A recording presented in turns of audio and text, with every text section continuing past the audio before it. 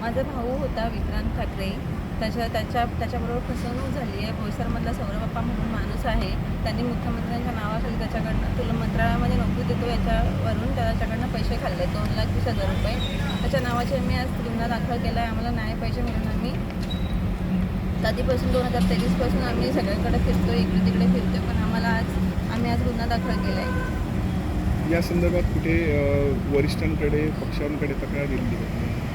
तक्रार म्हणजे आम्ही याला त्याला ओळखीनुसार सांगायचो, पोलीस स्टेशनला जायचो. ते बोलायचे की इकडं नाही होणार, 2 नेता आहे त्याच्यावर आपण काही करू नाही शकत. ते फ्रॉडच्या गोष्टीत आपण हे इन्व्हॉल्व नाही होत म्हणून आम्ही बोईसरमध्ये गुन्हा दाखल केला आहे आजच.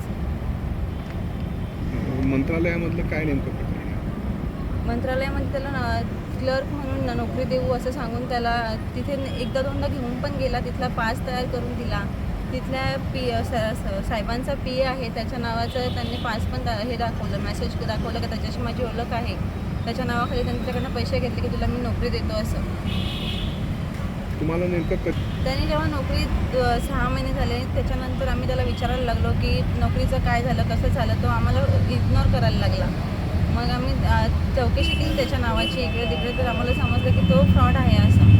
मग आम्ही त्याच्याकडनं वारंवार पैशांची मागणी केली, पण त्यांनी आजपर्यंत पैसे दिले नाही. कधी आमच्याशी कॉन्टॅक्ट पण नाही, म्हणजे आम्ही कॉल करायचो तर कधी कॉल नाही रिसीव्ह केले, मेसेज करायचो तर मेसेज पण नाही. आणि माझा भाऊ तर आत्ता नाहीच आहे. भाऊ गेल्यानंतर जेव्हा आम्ही त्याच्याशी कॉन्टॅक्ट केला तर मला तो बोलतो की माझा तुमच्याशी व्यवहार काहीच झालेला नाही आहे. माझा ज्याच्याशी व्यवहार झाला मी त्याच्याशी बघून घेतो, पण आता माझा भाऊ नाही आहे. मग मीच बोलेन त्याच्या वतीने ना. तुमचा नेमका कसा गेला आपला? भावाला त्यांनी पैसे घेण्यासाठी इकडे बोलवलेला. तो असंच वारंवार त्याला बोलवायचा फसून की तू ये पैसे देतो, तू ये पैसे देतो. त्यांनी 2-3दा चेक पण दिलेले, पण चेक त्यांनी चुकीचे दिले.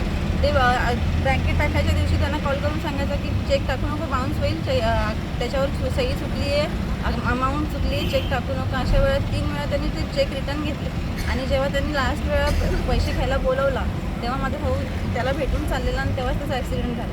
दिनांक 24 सप्टेंबर 2025 रोजी पालघर जिल्ह्यातील बोईसर पोलीस स्टेशन येथे फसवणुकीचा एक गुन्हा दाखल झाला, ज्यामध्ये फिर्यादी मयुरी लाटे यांनी फिर्याद दिली की त्यांचे भाऊ विक्रांत ठाकरे